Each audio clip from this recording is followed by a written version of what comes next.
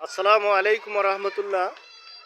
আমরা রাগদুল ইসলামী আলিম মাদ্রাসার সকল শিক্ষকবৃন্দ এবং কর্মচারী সহ এই যে শিক্ষকদের দাবি দাবা আদায়ের লক্ষ্যে 20% বাড়ি ভাড়া, 1500 টাকা চিকিৎসা ভাতা এবং কর্মচারীদের 75% উৎসব ভাতা বৃদ্ধির লক্ষ্যে সারা বাংলাদেশের এমপিভুক্ত স্কুল, কলেজ, মাদ্রাসা এবং কারিগরি শিক্ষা প্রতিষ্ঠান সহ যেই সকল শিক্ষক অনাহারে, অভাবে, অনটনে ঠিকমতো ক্লাস নিতে পারছেন না, আমরা তাদের সাথে একত্রতা পোষণ করে আমরা জাতীয় আন্দোলনে সবাই মিলে অংশগ্রহণ করছি এবং যৌক্তিক দাবির পক্ষে আমরা 100% ঐক্যমত পোষণ করছি।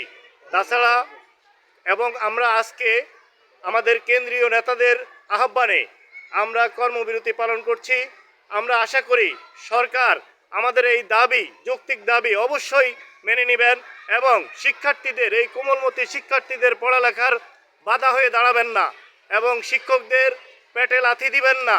শিক্ষকদেরকে যথাযথ মূল্যায়নের মাধ্যমে একটি দেশ ও একটি জাতি উন্নত হতে পারে।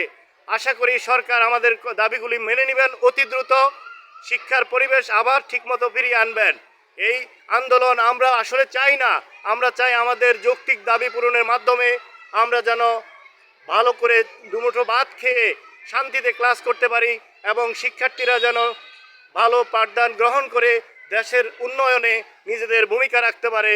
এই বলে আমি আমার সংক্ষিপ্ত বক্তব্য এখানে শেষ করছি। আল্লাহ হাফেজ। সকলকে আহ্বান জানাচ্ছি, যারা যারা এখনও আন্দোলনে অংশগ্রহণ করেন নাই তারা দ্রুততম কেন্দ্রীয়ভাবে আন্দোলনে অংশগ্রহণ করবেন। আমরাও সকলে যাচ্ছি।